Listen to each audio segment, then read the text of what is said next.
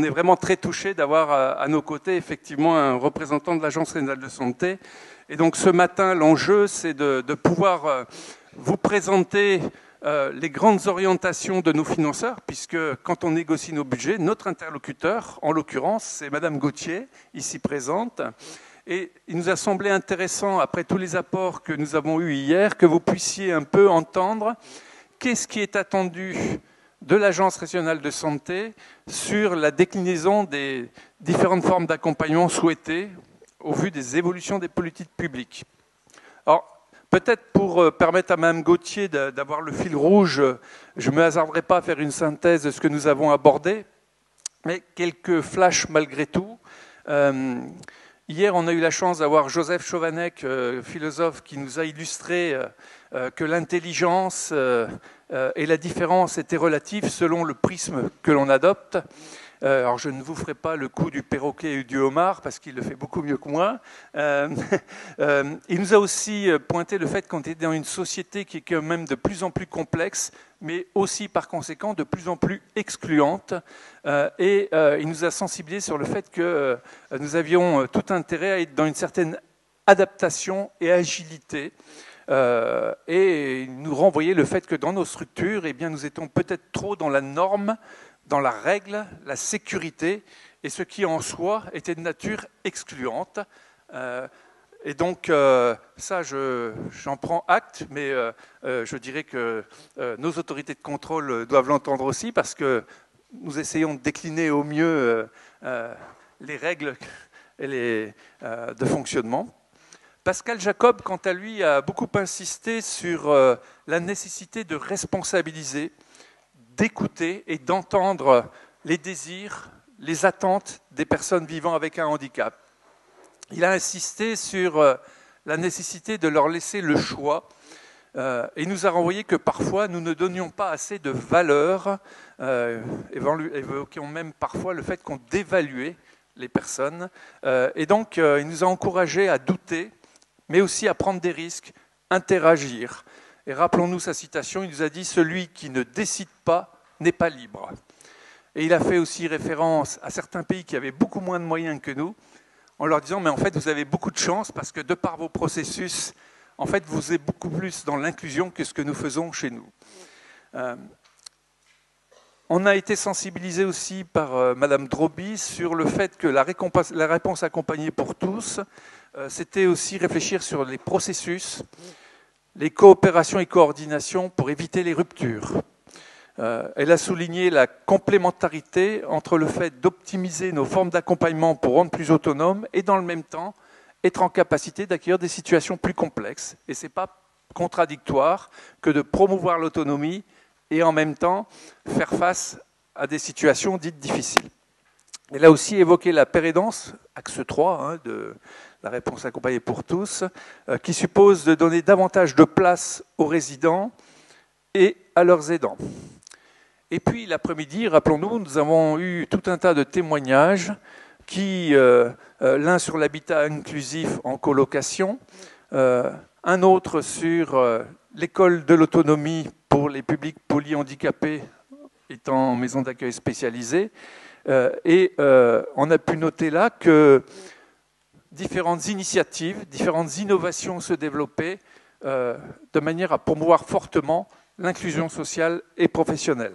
Et enfin, Mme Gardien nous a illustré en quoi la pérédance, la pérémulation était un levier assez fort pour promouvoir, je dirais, des coopérations entre personnes handicapées, entre personnes âgées, entre aidants.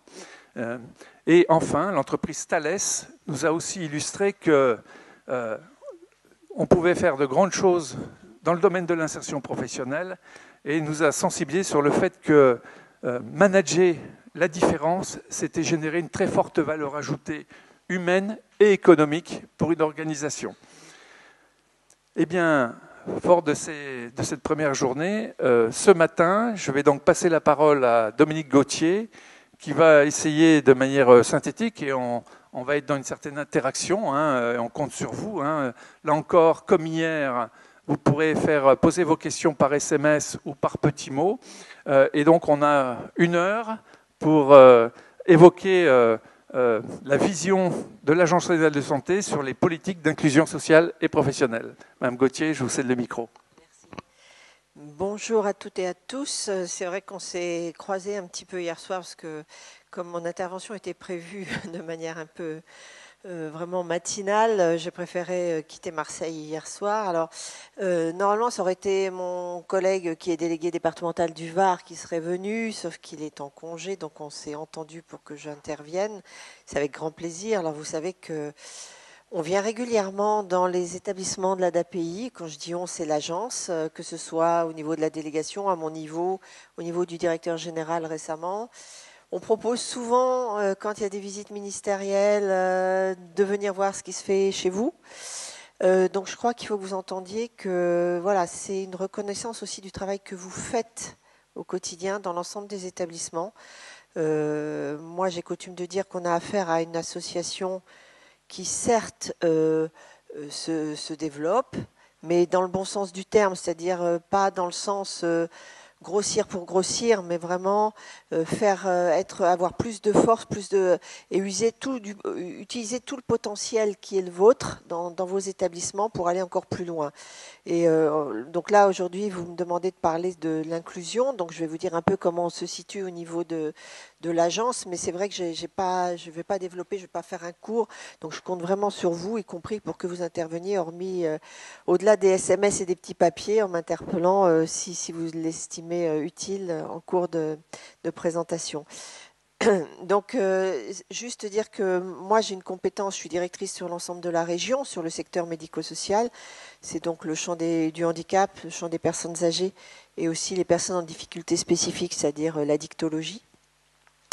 Et que, voilà, on est sur la politique, c'est au niveau de ma direction que nous proposons au directeur général ce qui sera fait en région, des plans nationaux, des stratégies nationales, etc. Comment on va les décliner en région et effectivement après pour que ce soit mis en œuvre au niveau des départements et des délégations.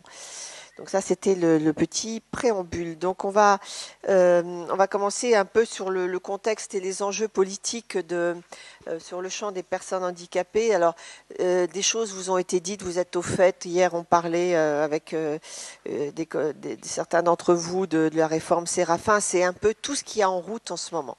Toutes les réformes, la réponse accompagnée, je n'y reviendrai pas ce matin, la réforme des autorisations, de la tarification avec Séraphin, les CEPOM. Voilà, c'est un enjeu très très fort. Et puis donc ce que je citais comme plan, on a la stratégie quinquennale d'évolution de l'offre, ça vous concerne. On a les départs non souhaités vers la Belgique, le département du Var est concerné. On a aussi le plan autisme, enfin avec la stratégie pour l'autisme au sein des troubles des TND. On a la prévention des handicaps rares, les schémas handicap rares aussi. Voilà, donc on vous a remis sur le slide un peu tout ce sur quoi on travaille. Et moi, je dirais, et je le dis à mes collaborateurs et aussi quand j'interviens, c'est qu'il y a une très grande cohérence sur l'ensemble de ces plans. Tout va dans le même sens, parce qu'on pourrait avoir 5, 6, 8 réformes, mais qui soient un peu contradictoires. Ça n'est absolument pas le cas. Je pense que notre fil rouge, c'est la réponse accompagnée pour tous. Et après, enfin, voilà, on décline toutes nos actions au regard de cette démarche. Donc là, après, sur les grandes lignes qu'on a reprises, c'est sortir d'une logique de place au profit d'une logique de réponse. Il ne s'agit pas pour autant de parler de désinstitutionnalisation. La démarche inclusive, on va en reparler, c'est la fluidification des parcours, éviter les ruptures, prévenir les ruptures. Au moment où notre projet régional de santé numéro 2 vient de sortir, il a été publié la semaine dernière, donc si vous avez la curiosité d'aller sur le site de l'agence, vous verrez, il y a notamment un parcours de la personne âgée, un parcours de la personne handicapée et d'autres.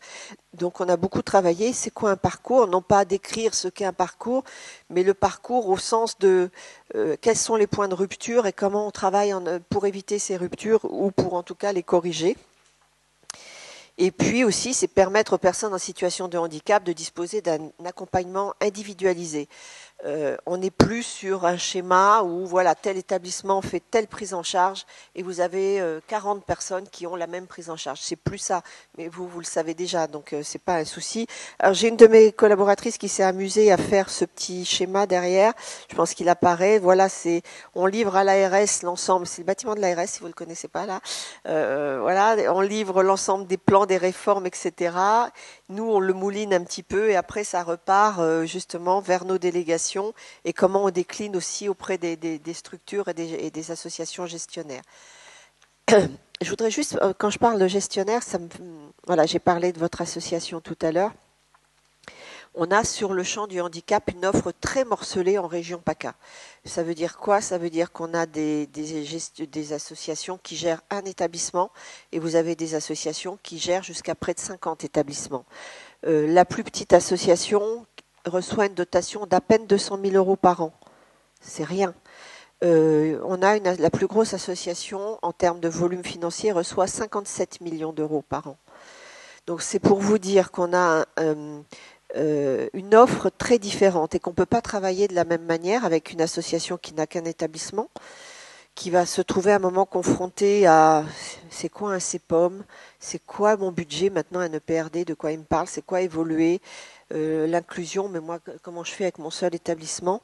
Donc on assiste et l'ADAPI du Var est déjà dans cette démarche à des rapprochements. Alors le rapprochement, c'est pas quelque chose qui est sur lequel l'ARS a mis des objectifs quantifiés. On dit pas on va passer de 590 établissements et 200 et quelques gestionnaires à on va réduire de 50% ou de 30% les gestionnaires. On n'a pas du tout ces objectifs-là.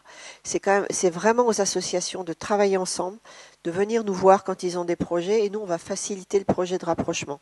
Mais là aussi, le rapprochement, il se fait, c'est l'association qui doit décider avec qui elle se fiance. Au-delà, après, d'un Pacs ou d'un mariage, ça dépend.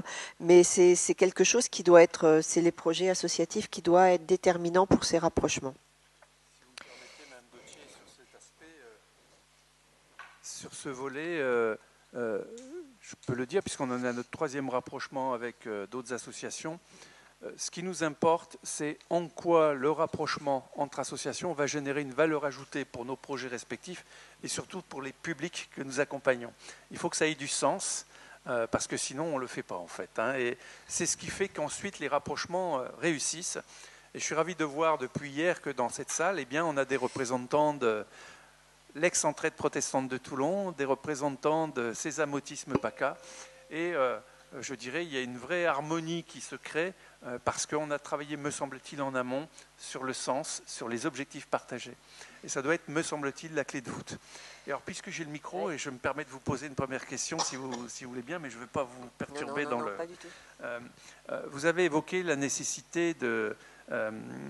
comment dirais-je, travailler sur des réponses un peu sur mesure pour nos publics, pour les bénéficiaires résidents que nous accompagnons.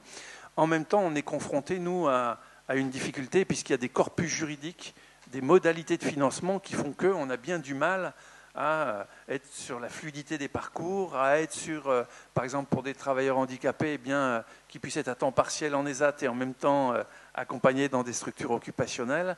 Comment vous voyez l'évolution de ces contraintes administratives et financières ?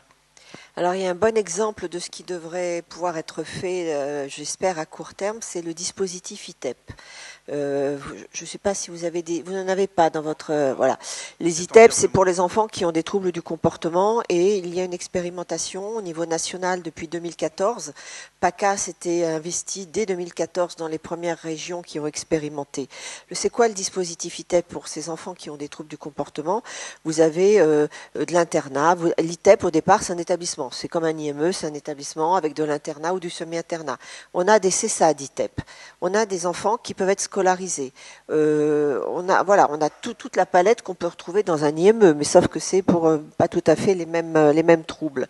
Et le dispositif ITEP, il fait qu'on a signé des CEPOM et l'association qui gère cet ITEP avait une dotation globale.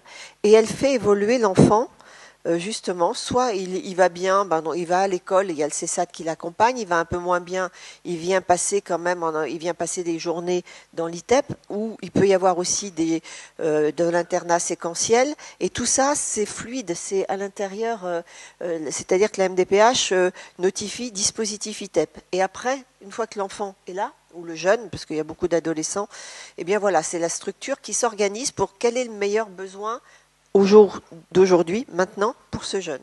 Donc c'est vraiment ça, et je pense que avec la réforme des autorisations, où on va avoir un établissement principal et qui aura des modalités de prise en charge, on sera là-dessus. Vous allez passer en CEPOM, les CEPOM, vous aurez des dotations globales, donc on est vraiment... Déjà, nous, depuis voilà, donc l'ensemble des associations vont y venir petit à petit.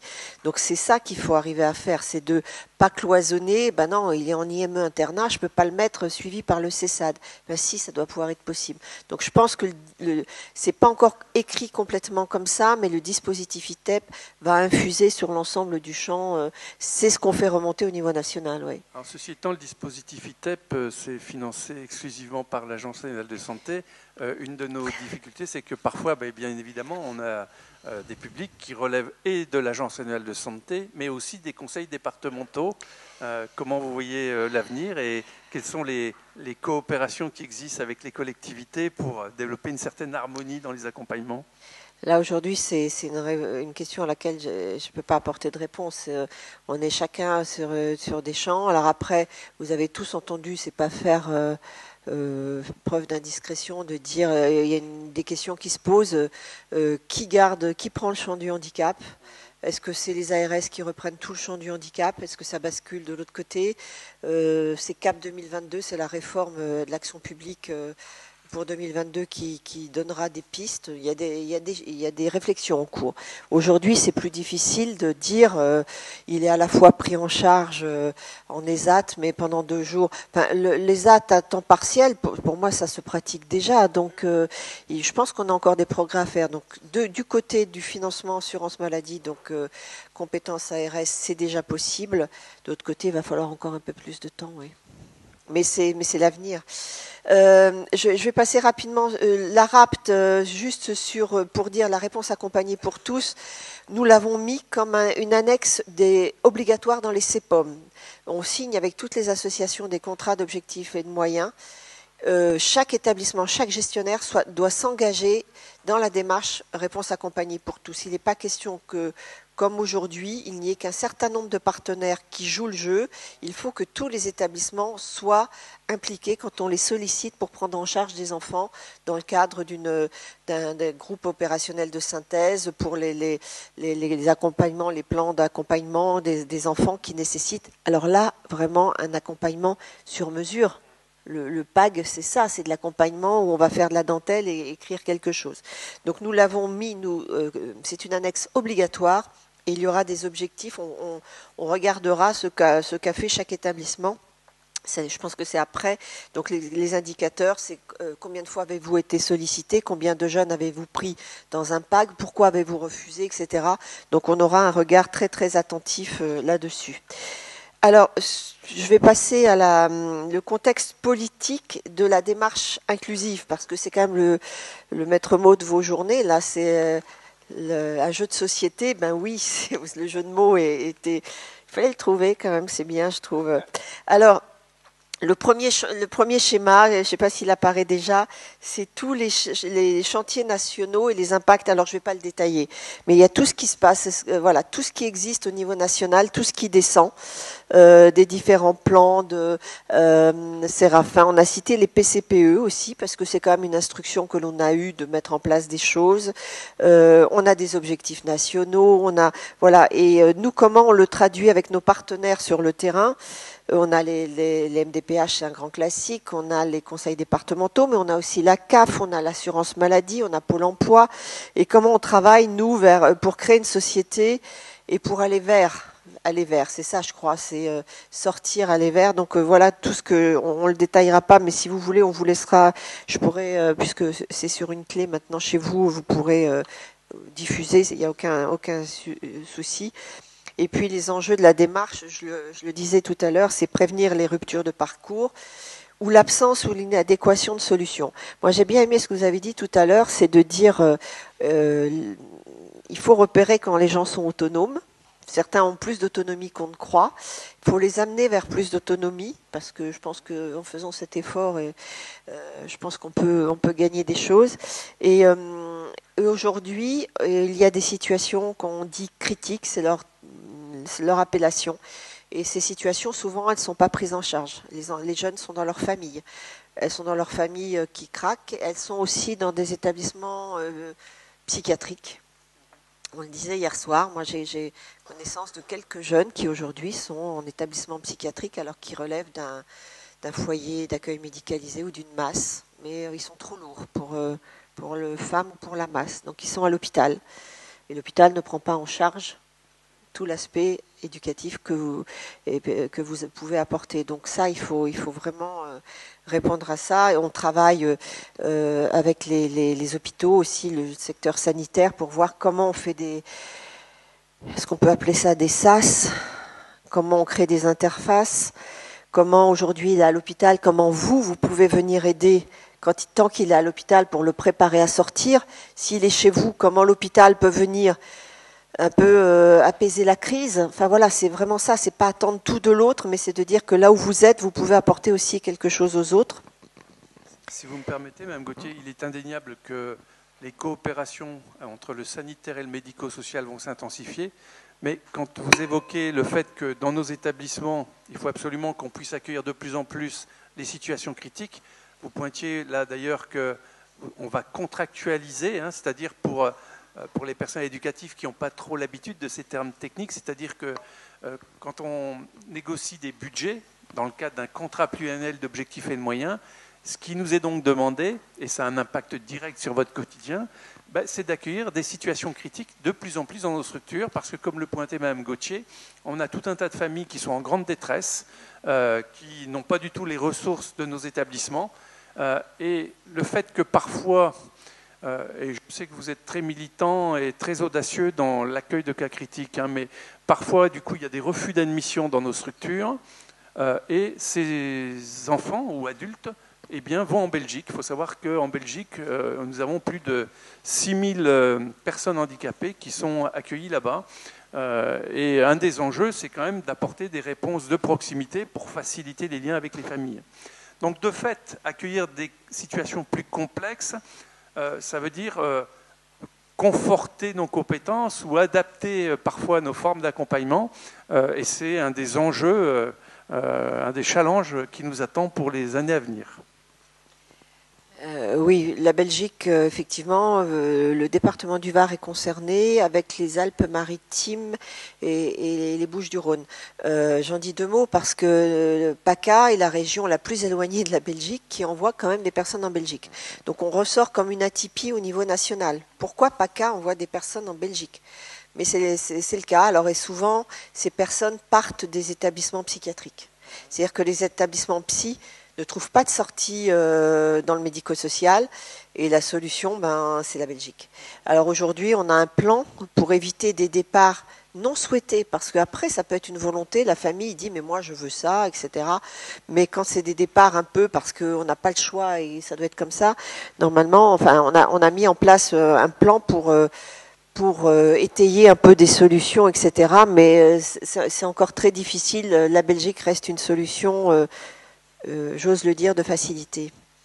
Donc là, un des enjeux, c'est développer les réponses inclusives. Donc ça, c'est aussi pour ça que vous êtes là. Faire évoluer les prestations servies pour mieux répondre aux besoins. Donc c'est là aussi où on va, qu'est-ce qu'on faisait hier, qu'est-ce qu'on fait aujourd'hui et qu'est-ce qu'on fera demain. C'est comment on bouge un peu aussi nos pratiques professionnelles. Et c'est travailler sur un territoire. C'est pas vous qui travaillez tout seul, mais qui est-ce que vous avez autour de vous qui n'est pas forcément dans l'ADAPI, mais qui peut travailler avec vous et contribuer à apporter des solutions et travailler sur la fluidité. C'est ça, qui dit fluidité, dit on évite les ruptures. Les ruptures, elles se produisent souvent, on le voit, c'est les 18-25 ans, la sortie du secteur, IME. sortie du secteur enfant, entrée, voilà. On a les personnes handicapées vieillissantes en sortie des AT. On a des hospitalisations qui peuvent aussi créer une rupture à un moment donné, une décompensation. Donc on est vraiment là-dessus. Et puis donc je le disais, l'adaptation des pratiques. Alors là, ça vous concerne parce que ça veut dire formation, formation, formation. On peut avoir toute la bonne volonté qu'on veut et être partant pour faire des choses. Je pense qu'on doit vous apporter, donc là c'est le rôle de votre employeur, vous apporter les formations qui vont vous ouvrir aussi à ça et à engager des projets différents. Donc je sais qu'il y a déjà plein de choses qui se font, mais voilà, c'est comment on se positionne un tout petit peu différemment pour voir comment on travaille avec les jeunes qu'on a aujourd'hui. Alors, je vais dire 2 mots du projet régional de santé, puisque c'est quand même ce qui va structurer la politique de l'agence pendant 5 ans. Sur le secteur personnes handicapées, vous voyez, on a mis à 10 ans, à 5 ans. À 10 ans, on veut améliorer l'accès à la prévention et aux soins. Et on voudrait plus d'équipes mobiles, plus de consultations dédiées. Alors, les consultations dédiées, c'est dans un hôpital. Faire en sorte que les personnes handicapées qui ne peuvent pas avoir accès à une radiographie, alors je parle par exemple une mammographie ou une radiographie, à des soins dentaires, dans le droit commun, comme vous et moi, on ne peut pas aller chez le dentiste, etc., c'est pas possible. Donc il faut qu'on ait un plateau technique qui permette de prendre en charge ces personnes. Alors nous avons déjà créé 2 sites de consultation dédiés, un à Avignon, un Salon, donc 84 et 13. On est en train de travailler pour en créer un sur le Var. Donc on est tout près de signer la convention bientôt, enfin j'espère sur la fin d'année, et une dans les Alpes-Maritimes. C'est vraiment, et ça vous concerne aussi, ça concerne les personnes qui sont dans vos établissements, comment je peux lui faire accéder à des soins dentaires sans que ce soit la galère, faire des prises de sang, la radiographie, il y a tout ça. Donc on est en train de travailler là-dessus et c'est hyper important. On en parlait hier, la télémédecine, ça aussi, je crois que vous mettez en place des choses. Donc là, je l'ai dit aussi, les professionnels, il faut que tous les professionnels soient formés à l'accès aux soins, comment on fait mieux accéder. La prévention et le dépistage, c'est aussi faire accéder les personnes au-delà de 50 ans, pour les femmes, au dépistage du cancer du sein, et pour l'ensemble, c'est pour le cancer colorectal. Les personnes sont handicapées, mais elles doivent pouvoir accéder à ce dépistage. Le zéro sans solution, on en a parlé, donc c'est notre objectif décloisonner le champ sanitaire, médico-social et social, parce que le social peut être là aussi. La proximité, le partenariat, accompagner l'évolution de l'offre des établissements et services médico-sociaux. Donc on travaillait en plateforme de services, en dispositifs, je le disais, les PCPE. Plateforme de services et dispositifs, ça veut dire que la notion d'établissement devient un peu obsolète. Hein. On va plus parler en logique de place, mais au contraire, comme vous le pointiez, en logique de prestation sur mesure en fonction des attentes et des besoins des publics. Hein. Donc ça veut dire que même dans nos organisations, il faut qu'on puisse, on peut plus se dire je suis éducateur ou psychologue de tel établissement.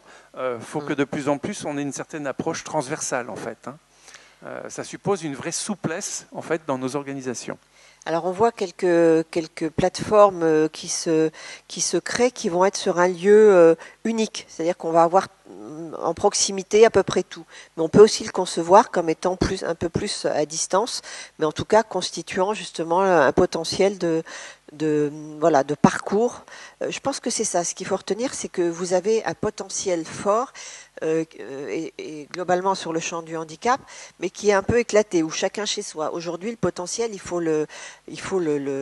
l'intensifier, il faut parler. Alors, on parle beaucoup d'efficience, c'est pas du tout dans le sujet que j'étais en train de voir là, mais l'efficience, c'est quoi? On parle d'efficience économique, oui, certes, mais l'efficience, elle doit aussi être dans la prise en charge. Comment je prends mieux en charge? L'efficience, c'est de la qualité. C'est moi toute seule dans l'IME, je suis un peu là, j'y arrive pas. Comment je fais? Je ferai mieux si j'ouvre aux autres. Donc, je pense vraiment que on est on a cette chance d'avoir beaucoup d'établissements et une offre qu'on peut estimer insuffisante, mais on sait faire des choses, donc il faut, quand je dis on, parce qu'on travaille avec vous, donc, et on considère que ce qui se fait dans vos établissements, ça nourrit l'ensemble de la région et que c'est regardé. La région PACA n'est plus une grosse région depuis les regroupements, mais on reste une région très regardée par le national, donc je pense que c'est important. Donc je le disais, le parcours plus inclusif, donc vous avez les choses, j'ai parlé de l'insertion professionnelle, les 14-25 ans, qu'est-ce qu'on fait à un jeune qui sort aujourd'hui d'une structure à 14 ans, 15 ans, on fait quoi? Ben oui, il faut aller plus loin, faut lui apprendre, faut faire du pré-pro, faut aller plus loin, et nous on parle plus seulement, on veut pas arrêter à 20 ans. La politique de l'agence, c'est pas d'arrêter à 20 ans. On considère que des jeunes doivent être accompagnés jusqu'à 25 ans si c'est nécessaire pour qu'ils rentrent dans un emploi, voilà, il faut pouvoir les accompagner plus longtemps. C'est ce qu'on a fait avec certains CESAD pré-pro 16-25. Vraiment, c'est là-dessus. Ce qu'il faut préciser donc sur cet enjeu, c'est que vous avez initié des appels à candidature avec des projets expérimentaux, notamment pour l'insertion des publics 16-25 ans et l'emploi accompagné. Et on a eu la chance à des pays vers Méditerranée d'être retenus et d'expérimenter donc de nouvelles formes d'accompagnement avec des nouveaux métiers. Hein. Donc certains sont là, hein, chargés d'insertion, job coach, et on s'aperçoit que ça produit des résultats tout à fait intéressants, hein, avec du coup de l'insertion réelle en contrat à durée indéterminée ou en CDD. Et là, ça fait 1 an que le service existe et on voit des résultats tout à fait positifs. Donc ça nous fait aussi progresser, nous. Et moi, je salue l'initiative de l'Agence régionale de santé de nous encourager à expérimenter des choses. Alors, vous avez raison, c'est qu'aujourd'hui, tout à l'heure, vous avez dit il faut de l'adaptation, de l'agilité, et on est trop aujourd'hui dans un format cadré avec des normes. C'est vrai, on a un code de l'action sociale et des familles. Bon, voilà, il s'impose à nous. Aujourd'hui, moi, ce que je constate, c'est quand même que le national ne nous dit pas on veut ça et de telle manière. Ils nous disent il faut aller vers là aussi. Il faut plus d'inclusion, il faut ouvrir des choses. Donc, ils nous disent faites-nous remonter ce qui se passe chez vous. C'est l'inverse. C'est pas eux qui disent on veut ça, sauf pour les PCPE. Ça, ils l'avaient quand même écrit. Mais qu'est-ce qui se passe? Faites-nous remonter. Donc nous, effectivement, on travaille beaucoup par appel à candidature ou appel à projet d'expérimentation, d'action innovante. Et on regarde, on lance nos appels à candidature, on regarde ce qui remonte. Et quand ça marche, on fait remonter aussi au national qui dit tiens, c'est intéressant ce qui se passe là en PACA. On peut voir comment on duplique. Et ça se passe comme ça dans toutes les régions. Et je pense que au-delà des appels à projets et appels à candidature, une association peut très bien nous dire, regardez, j'ai fait ça, est-ce que ça vous intéresse? Je le fais à moyen constant parce que ce que vous a pas dit votre directeur général, c'est que un contrat d'objectifs et de moyens, aujourd'hui, vous avez X établissements, vous avez une dotation, vous avez votre dotation. Nous, ce qu'on va aller voir à la fin de l'année ou l'année suivante, c'est comment vous avez utilisé cette dotation. Il peut y avoir des excédents, voilà, parce que vous avez bien géré. On ne va pas les reprendre. On les reprendra uniquement si ces excédents ne sont pas réinvestis dans ce qu'on estime essentiel, c'est-à-dire la prise en charge. Donc à partir du moment où, avec les excédents, vous dites, tiens, j'ai tel projet, je veux aller plus loin, et là, j'ouvre telle maison, je fais du répit, je fais ça, voilà, c'est vraiment un cercle vertueux. Vous avez de l'argent, vous faites des économies parce que sur le CEPOM, globalement, et en travaillant en dispositif, c'est plus économe aussi en moyens. Vous faites des groupements d'achat, enfin, il y a plein de choses. Et quand vous avez un peu cette manne, vous pouvez travailler avec l'argent. Donc je pense que c'est un vrai atout aussi de ce qu'on décrivait.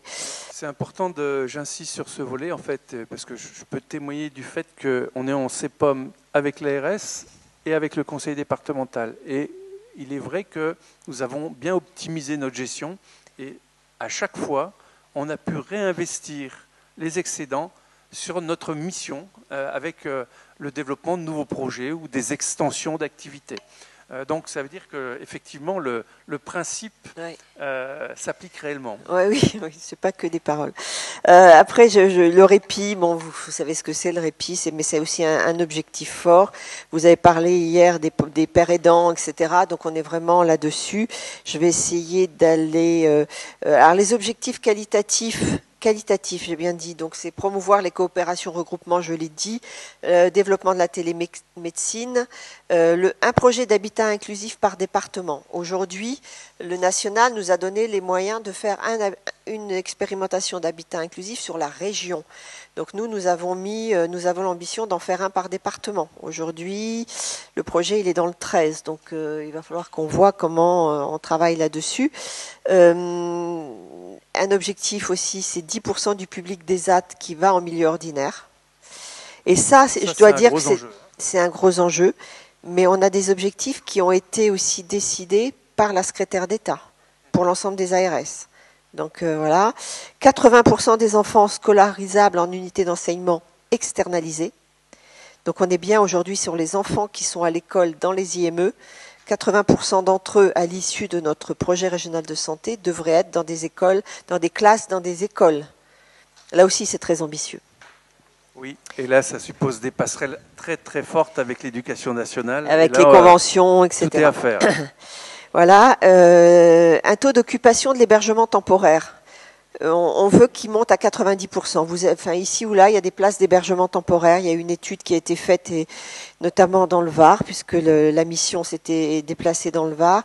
Le constat au niveau national, c'est que les places d'hébergement temporaire sont occupées à 45%. Ce qui n'est pas normal du tout. C'est-à-dire qu'on doit utiliser et saturer ces places d'hébergement temporaire. C'est une réponse aux situations les plus critiques. Donc nous, on se l'est mis comme l'objectif à atteindre 90% d'occupation. C'est sans doute aussi ambitieux, mais voilà. Développer le répit, donc ça, tout le monde en est convaincu. La diminution des amendements Creton, là aussi c'est un objectif de la secrétaire d'État. Alors comment on fait ? Il faut qu'on aille vers plus d'inclusion. Le logement, ça peut être aussi une réponse. On parlait hier de jeunes 20 ans qui sont dans les IME, même si je sais que vous en avez assez peu chez vous. On a des établissements qui ont beaucoup d'amendements Creton. Leur orientation, quand c'est foyer occupationnel, est-ce que c'est très pertinent ? Je pense qu'il faudrait travailler sur de l'habitat inclusif, du logement adapté pour ces jeunes, avec un accompagnement type SAMSA. On désengorge les structures pour enfants et on répond vraiment aux besoins des jeunes. Donc ça, c'est un vrai enjeu. Aujourd'hui, en PACA, nous avons environ 600 amendements Creton sur l'ensemble de la région. Le développement des places adultes pour polyhandicapés, parce que là aussi...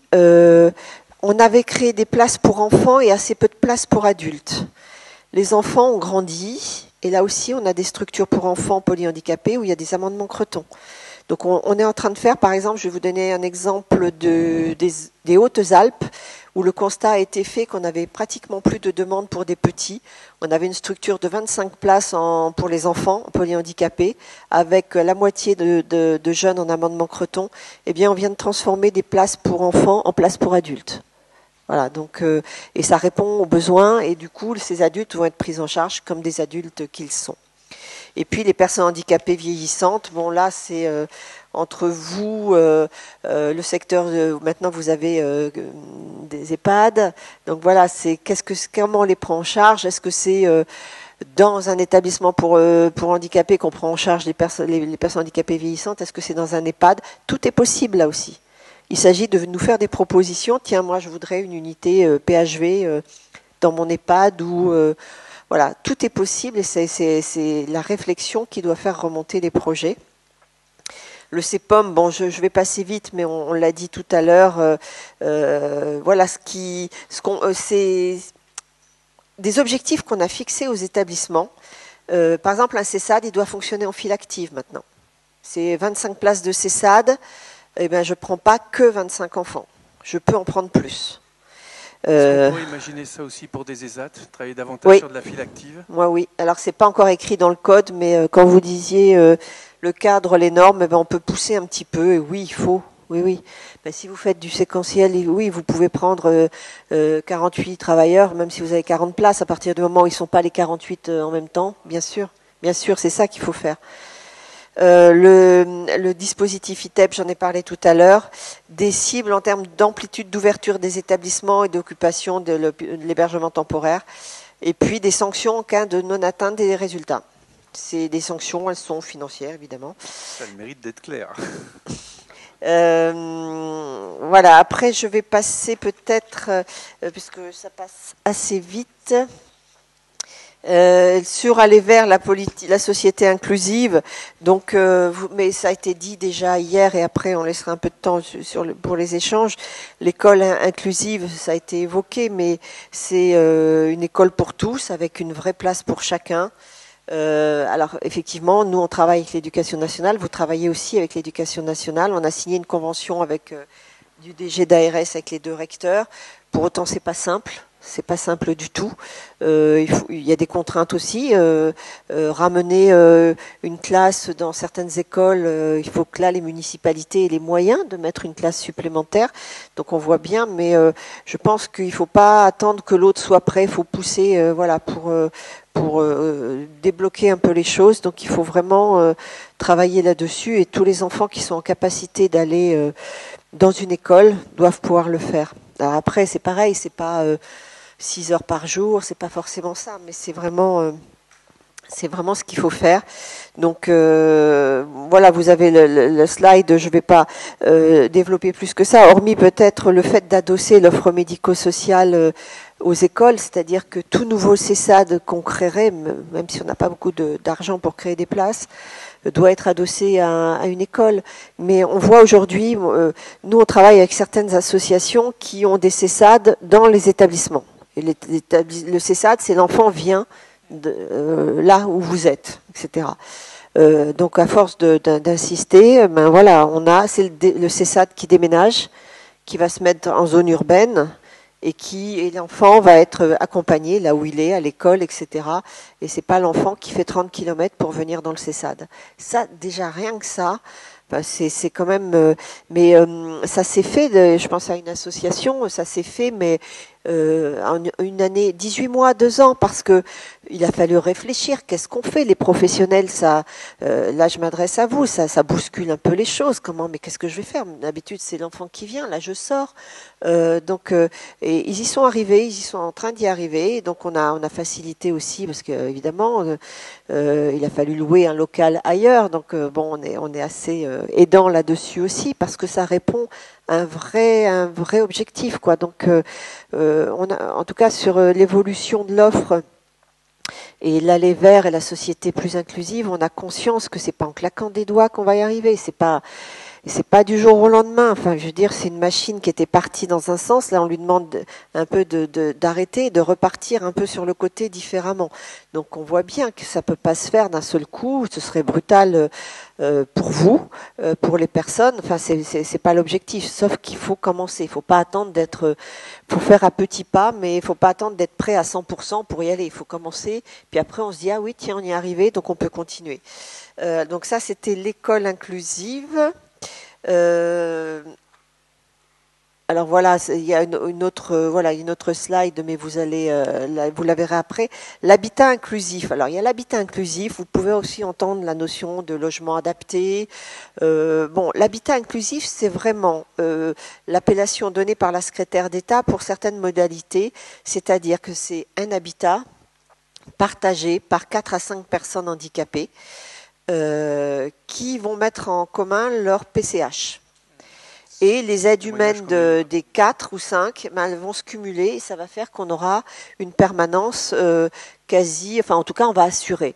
Et l'expérimentation qu'on a, on a eu 60 000 euros pour la région, donc pour un dispositif, c'est de dire à partir d'un établissement donné, il y a quelqu'un qui vient s'assurer que tout fonctionne. C'est pas une maîtresse de maison, c'est le lien, c'est comment ça fonctionne. Est-ce que tous les soins sont là? Est-ce qu'il faut relancer quelque chose? Donc les 60 000 euros qu'on a, nous, c'est pour financer justement la structure, l'association qui vient accompagner cet habitat inclusif. Donc ça coûte pas très cher. Donc c'est pour ça qu'on voudrait développer ça dans les autres départements et pas avoir un seul logement avec 5 personnes dedans. Il faut que les MDPH acceptent que les PCH soient mutualisés. Alors, sur le Var, c'est le cas. Hein. Voilà. Et on aura un projet à vous proposer, puisqu'on a déjà finalisé quelque chose en la matière. D'accord. Donc voilà, c'est exactement, c'est être 60 000 euros, c'est pas grand-chose, quoi. Je l'ai pas dit, mais l'enveloppe régionale sur le handicap, c'est 750 millions d'euros. Donc sur l'ensemble du secteur des 6 départements. Donc voilà, vous avez l'habitat inclusif et puis le dispositif d'emploi accompagné. Là aussi, on a eu un peu d'argent et on a fait 3 chez vous. Le Var, les Vaucluse et le 3e, je ne sais plus si c'est les Bouches-du-Rhône peut-être. Justement, où on assure, on permet l'accès, où on assure le maintien dans l'emploi des personnes handicapées. Donc ça, c'est vraiment quelque chose d'important. C'est les personnes qui sont en ESAT qui peuvent sortir, les jeunes qui relèvent pas d'un ESAT, mais qui ont besoin d'un étayage et d'être accompagnés. Donc c'est vraiment, tout est encore à créer. Hein, il y a beaucoup de choses à faire, mais on voit bien qu'on est en train de créer des choses qui ne demandent qu'à se déployer, mais il faut faire la preuve de ce que ça fonctionne ou de ce que ça fonctionne pas, quoi. Voilà, donc je n'irai pas plus loin dans mes diapos, donc je m'arrêterai ici. Merci. Oui, j'ai fait l'habitat à l'école, normalement c'est tout. Écoutez, voilà. Merci beaucoup. On peut saluer cette présentation. Et alors, je vous propose que nous puissions être dans un petit temps d'échange interactif avec la salle. Je crois qu'il y a des questions. Pas de questions SMS. Pas de questions SMS, alors là, je suis très étonné.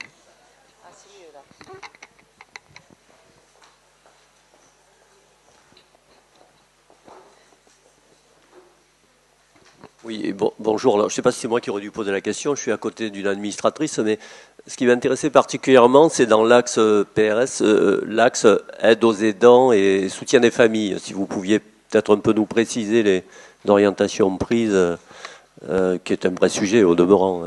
Alors, je dirais qu'une des premières choses, c'est l'offre de répit. C'est apporter du répit aux familles en permettant effectivement que vous savez ce que ça veut dire sur le champ de l'autisme. On a fait un appel à candidature dans 2 départements, là, les Alpes-Maritimes et les Bouches-du-Rhône, pour ouvrir certains IME. Plus de week-ends par an et une partie des vacances scolaires. Là aussi, ça répond à des besoins. Mais c'est aussi des formations. Alors là, c'est un peu plus pas nébuleux, mais un peu plus loin dans la réflexion. La formation qui s'adresse aux aidants. Comment on peut venir en soutien. C'est plus développé, je dirais, sur le champ des personnes âgées. Mais on voudrait s'inspirer un peu de ce qui se fait, les plateformes de répit Alzheimer, où on a à la fois la personne qui vient, la personne qui est atteinte de la maladie, qui peut venir passer la journée sur cette plateforme, et les aidants qui peuvent aussi, pendant ce temps-là, avoir un peu des temps de parole, des temps d'échange, etc. Je pense que c'est hyper important. Alors, on parle beaucoup du nombre d'aidants sur le secteur des personnes âgées, avec la particularité que les aidants, une grande partie d'entre eux ont maintenant 70 ans à peu près. Ils sont aidants, donc l'épuisement. Donc on voit bien que le répit, il faut absolument que ça fonctionne comme ça pour permettre de souffler. Mais on est encore sur des choses trop morcelées, trop parcellaires. Est-ce qu'il n'y aurait pas une piste à évoquer? Vous avez évoqué l'optimisation de l'accueil temporaire, ça fait peut-être partie des réponses, mais au-delà de ça, c'est un axe qu'on travaille, c'est jusqu'où on ne peut pas nous intervenir dans le cadre de vie pour soulager les aidants notamment. par tout un tas de prestations où on aurait des travailleurs sociaux qui pourraient, par exemple, aller en week-end chez la famille pour leur permettre de partir, eux, en couple en week-end, par exemple. Alors, on n'a pas répété, mais il me tend une perche, là. En fait, ce qu'il décrit là, Monsieur Debieuvre, c'est ce qu'on veut faire. On a lancé un appel à candidature sur le champ des personnes âgées. Ça s'appelle le relayage. Au Québec, ça s'appelle le béguinage ou je sais plus, baluchonnage. Voilà, mais on n'a pas le droit de le dire. C'est marque déposée au Québec. Donc nous, on appelle ça le relayage. On vient de faire un appel à projet sur le champ des personnes âgées et des EHPAD. C'est de dire une personne âgée qui est à son domicile, il y a un aidant, etc., qui intervient. L'aidant, il a besoin de souffler. Eh bien, le relayage, ça veut dire c'est qu'il y a quelqu'un qui vient au domicile prendre la place. Alors, c'est pas pendant 3 semaines, hein, c'est 2 jours, 3 jours, mais ça peut permettre justement à la famille de sortir, d'avoir ce répit. Donc, on pourrait très bien l'envisager sur le champ du handicap. C'est la même chose. C'est la même chose. Il n'y a pas de raison de faire. Alors, nous, on teste parce qu'on avait un peu plus d'argent disponible sur le champ des personnes âgées. Donc, on fait des expérimentations EHPAD hors les murs et relayage. Mais oui, bien sûr, il faut faire ça. Ouais. On essaye aussi, alors vous savez, on a des personnes qui sont à domicile, handicapées ou âgées, qui ont recours à un SIAD, les services infirmiers à domicile. On a expérimenté, on va déployer sur 2 SIAD PH. On l'a fait sur PA, on a étendu les horaires, on leur a donné un financement supplémentaire pour qu'ils commencent plus tôt le matin et qu'ils finissent plus tard le soir. On appelle ça le SIAD de nuit.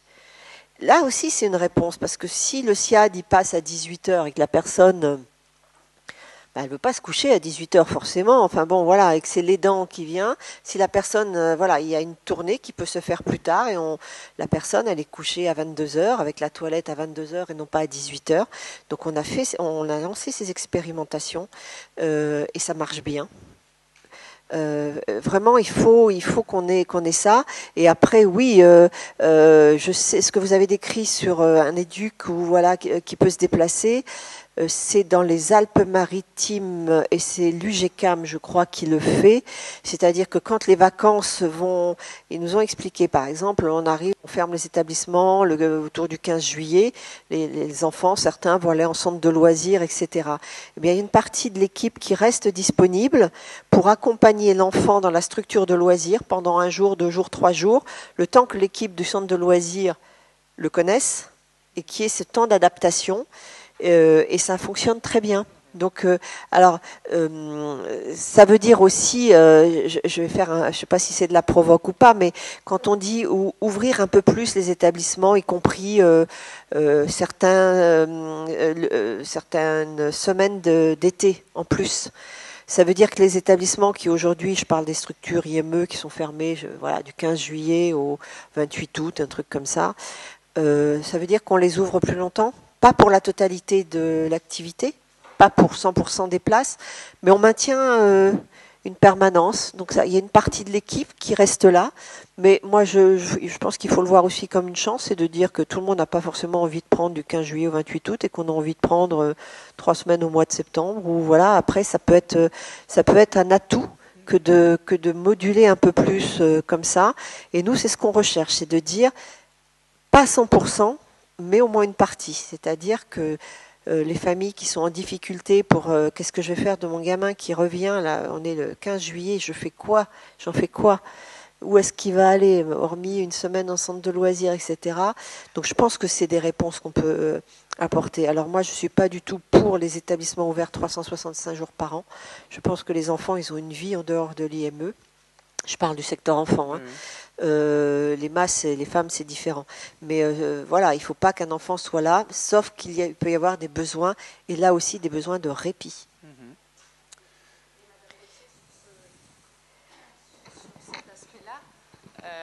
Sur le pôle enfance, on avait lancé un questionnaire en direction des familles sur leurs besoins par rapport au temps de vacances, mais en l'ouvrant sur l'autre question aussi, sur l'autre aspect.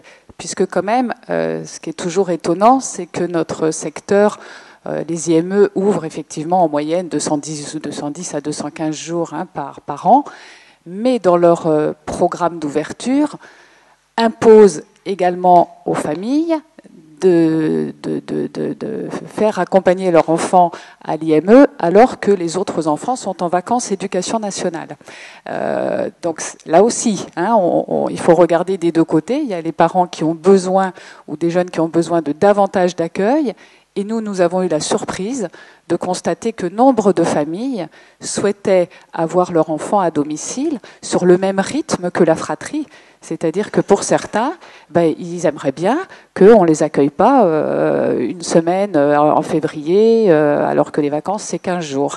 Donc là aussi, je crois qu'il faut qu'on adapte nos établissements également dans ce sens-là, parce que moi, j'entends vraiment complètement les familles qui disent on parle d'inclusion. Ce gamin-là, dans sa fratrie, il n'a pas le même rythme que les autres, et lui, il est obligé, entre guillemets, d'aller à l'IME alors que ses frères et sœurs sont en congé. Je ne vous parle pas des couples divorcés ou avec les instances et les modalités de garde où ça pose parfois d'autres soucis. Alors, vous avez raison, il y a deux notions. Il y a le temps d'ouverture. Vous pouvez très bien être ouvert 230 jours avec une partie du public, avec une partie qui ne sera pas là. À la limite, c'est pareil, vous êtes en CEPOM. Moi, si vous dites j'ouvre 250 jours même, j'ouvre 250, mais sur une partie du temps, j'ai que 50% des gamins, ce qui compte, c'est effectivement, c'est s'adapter. Vous n'avez pas forcément 100% de vos personnels sur ces temps-là, mais c'est le temps d'ouverture aussi, c'est comment je réponds et comment je m'adapte effectivement. Alors il y a des temps, c'est non négociable quand ce n'est pas les vacances, mais il y a des temps où il faut pouvoir avoir de la souplesse. Là aussi, c'était dit tout à l'heure, c'est comment on fait un peu plus. Donc il faut pouvoir répondre à ceux qui veulent plus. Mais ça peut venir compenser aussi en termes d'activité. Voilà, mais on n'est pas, c'est à vous. Après, c'est un travail d'organisation, de planning, de dire combien il y a d'enfants à ce moment-là. Il ne faut pas que ça déséquilibre les plannings des professionnels, mais en même temps, vous pouvez avoir des formations qui se jouent sur des temps comme ça. Enfin, j'en sais rien. Mais je pense que il faut avoir assez de souplesse pour répondre à ces besoins. Merci. Une question texto. La Belgique, solution de facilité, avez-vous dit. Est-il vraiment facile pour une famille vivant dans le Var d'envoyer son enfant à 1 millier de kilomètres pour obtenir des solutions absentes dans la région d'origine? Et comment fait la Belgique pour pourvoir aux demandes de ses nationaux et de celles de pays autres, avec, semble-t-il, une certaine qualité sans laquelle les familles n'accepteraient pas cet exil forcé? Je vais faire la première. Alors, quand j'ai dit la solution de facilité, je n'ai pas parlé des parents. Hein. J'ai dit qu'il y avait beaucoup d'adultes qui étaient sous tutelle, donc il n'y a plus, voilà, ils sont en établissement psy. La solution de facilité, elle est pour l'établissement qui va trouver, qui va dire, voilà, parce que, alors il faut savoir, la Belgique, ils sont très bien organisés, mais Patrick Debieuve en parlera puisqu'il s'y est rendu il n'y a pas longtemps, ils sont très bien organisés, ils ont ouvert dans certaines régions pratiquement des plateformes où ils disent, venez nous voir, on va vous montrer ce qu'on fait, ils démarchent les MDPH, ils démarchent les CD, ils démarchent certains établissements, donc ils sont très organisés. Hein, donc, alors la solution de facilité, c'est, alors moi j'entends, mais c'est bien pour ça, les parents qui ne veulent pas envoyer leur enfant en Belgique, c'est pour eux que nous avons ce plan des départs, de prévention des départs non souhaités. C'est comment vous, nous et la MDPH, alors là c'est l'acteur central. On ne doit pas jouer la facilité, il faut absolument trouver.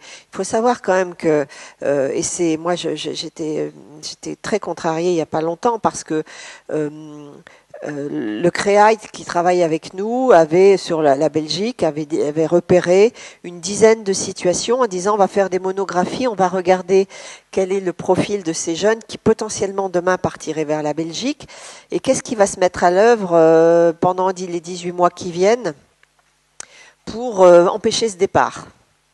Ils sont pratiquement tous partis. Sans que ça remonte, c'est là où on n'a pas joué le jeu n'a pas été joué collectivement, c'est de dire qu'est-ce que je fais, qu'est-ce que je mets en œuvre, les PCPE, les places d'hébergement temporaire, dont je viens de dire qu'elles n'étaient pas suffisamment utilisées.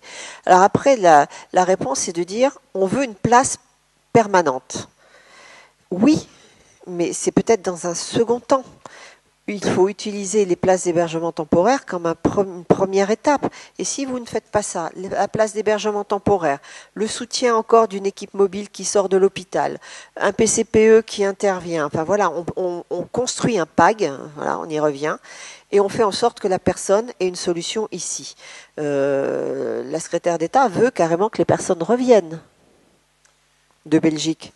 Et monsieur, moi je suis jamais allée voir comment il travaillait, mais alors il faut savoir aussi que les personnes qui relèvent d'une prise en charge assurance maladie, c'est-à-dire masse femmes, il y a peu d'enfants quand même qui partent de chez nous, c'est des adultes. C'est l'assurance maladie qui paye les structures en Belgique, c'est l'assurance maladie française hein, qui paye les séjours. Pour compléter la réponse, effectivement, j'ai eu la chance d'aller, dans le cadre d'un voyage d'études organisé par notre fédération nationale, regarder un peu ce qui se pratiquait en Belgique, parce qu'il faut qu'on soit humble et qu'on essaye d'apprendre de ce que peuvent faire les autres. Et donc, on est allé voir plusieurs établissements. Alors, je vous le dis tout net, 95% des publics que j'ai pu rencontrer, on les accueille demain dans nos structures. Par contre, qu'est-ce qu'ils font que nous ne faisons pas? Et là, nous avons sans doute à réfléchir la manière dont on étudie les demandes d'admission. Bien souvent, effectivement, les demandes d'admission proviennent des hôpitaux psychiatriques. Donc déjà, profil psy, souvent avec des troubles du comportement et des comportements agressifs. D'emblée, nos établissements disent « trop spécialisé, c'est pas pour nous ». Donc les familles, elles doivent se débrouiller avec ça. Que fait la Belgique? La Belgique vient en France, fait 1000 km, vient rencontrer l'usager, vient rencontrer la famille, vient rencontrer les soignants de l'hôpital et dit « banco, on va tenter quelque chose ». Et les équipes sont préparées à accueillir des situations critiques complexes dont elles savent que pendant une période donnée, elles vont devoir gérer des troubles difficiles, de l'agressivité. À la Masse et Acacias, vous êtes habitués, hein, vous le faites ça régulièrement et c'est pour ça qu'on vous demande d'accueillir, même à un niveau régional, des situations critiques. Mais il faudra qu'on le fasse ailleurs aussi. Et que font aussi les Belges? Eh bien, ils savent que sur une certaine période, il faut conforter l'équipe. C'est-à-dire qu'il faut mettre plus de moyens et ils conçoivent que on bosse 45 heures dans la semaine pour avoir l'encadrement suffisamment soutenant, contenant. Et au fil du temps, on sait que ça s'apaise. Voilà. Et il faut qu'on accepte, nous, peut-être, de travailler un peu ces dimensions-là. Donc ça, c'est vraiment les enseignements que je tire de, de ce déplacement. Mais honnêtement, et alors moi je suis tout prêt à ce qu'on travaille avec l'ARS sur ce sujet, je pense que, parce que les enveloppes sont les mêmes, hein, ils ont les mêmes coûts dotation annuelle pour les publics, et moi j'avoue que ça me fend le cœur de voir qu'on donne des moyens financiers aux pays voisins très éloignés, ce qui n'est pas facilitant pour les familles, et je me dis, mais moyennant quelques aménagements, peut-être la création de SAS, vous avez utilisé le terme tout à l'heure, qui conforte des coopérations aussi sanitaires, médico-sociales, on peut tout à fait imaginer d'avoir les réponses sur notre territoire. Donc moi, je nous donne rendez-vous pour qu'on expérimente quelque chose.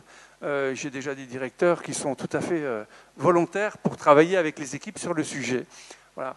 Je sais qu'on est très contraint par le temps, mais c'est passionnant. Je voulais juste évoquer quelque chose sur l'emploi accompagné. En prenant le café ce matin, je discutais avec un moniteur d'atelier qui me disait, mais nous, on est ravis, on parlait de l'entreprise adaptée, en fait. Hein, et parce qu'on a créé une entreprise adaptée qui soit en fait un strate intermédiaire qui permette à des travailleurs d'ESAT d'accéder à l'emploi, déjà en entreprise adaptée. On a eu un témoignage hier, d'ailleurs, là, mais qui, pourquoi pas, soit un tremplin pour accéder à un CDI. Et le moniteur me dit, mais on est ravis pour les travailleurs, mais en même temps pour nous, dans notre organisation quotidienne, le fait d'avoir des travailleurs qu'on a formés, qui soient efficaces, du coup, c'est aussi frustrant et c'est une vraie tension que de gérer son départ. Et moi, je trouve que votre réussite, en tant que moniteur, elle est là. C'est de promouvoir l'inclusion professionnelle des travailleurs. Ça veut dire que votre métier, effectivement, évolue vers presque un poste de chargé d'insertion. Et On évoquait la file active dans nos ESAT. Je pense qu'il faut que de plus en plus, on puisse travailler ces dimensions-là, parce qu'on le voit bien, on a des travailleurs à temps partiel, on a aussi de l'absentéisme, et en même temps, moi je peux vous dire, j'ai des familles qui m'appellent en direct en me disant « Monsieur, j'en peux plus, j'ai 80 ans, mon fils, depuis l'IME, n'a pas pu réintégrer une structure ESAT, ou il est resté à la maison longtemps et il adorerait pouvoir travailler. » Et là aussi, on assiste à l'avancée en âge et la notion de répit. Elle est aussi dans le travail, parfois, pour certains. On a sans doute là aussi des choses à réfléchir. Voilà.